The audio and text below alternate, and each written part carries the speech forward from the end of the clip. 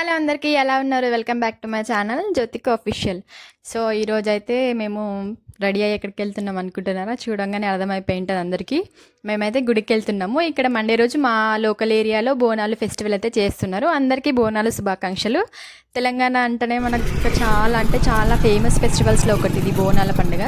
So మేమైతే ready అయ్యి వెళ్తున్నాము. చాలా ఎండగా ఉంది కాబట్టి నేను వాడికి చున్ని కప్పుతున్నా, అది గాలికి పోతుంది మళ్ళీ చాలా ఎండగా ఉంది ఇక్కడ. సో మేమైతే దగ్గరలోనే వాకబుల్ డిస్టెన్స్లోనే మాకు గుడి ఉంది.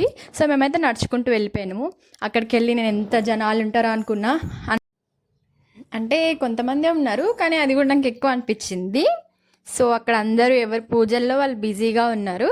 మేము కూడా లోపలికి వెళ్ళిపోయినాం. నేను లోపలికి వెళ్తున్నాను, బయటకి పోతురాజులు వాళ్ళు రెడీ అయ్యి వాళ్ళు బయటకు వస్తున్నారు కొంతమంది. చాలా రష్ ఉంది లోపల, అందరూ బిజీగా ఉన్నారు, అందరూ వెళ్ళాలి కాబట్టి లైన్ బై లైన్.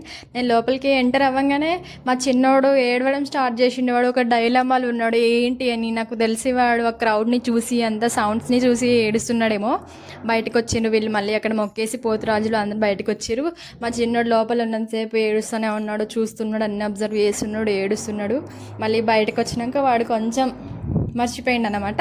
అన్నీ అబ్జర్వ్ చేస్తున్నాడు వాడు కూడా బాగా. వాడు అన్నీ చూస్తున్నాడు, వాడు బాగా అబ్జర్వ్ చేస్తున్నాడు, అన్నిటినీ కాన్సన్ట్రేషన్ పెట్టి.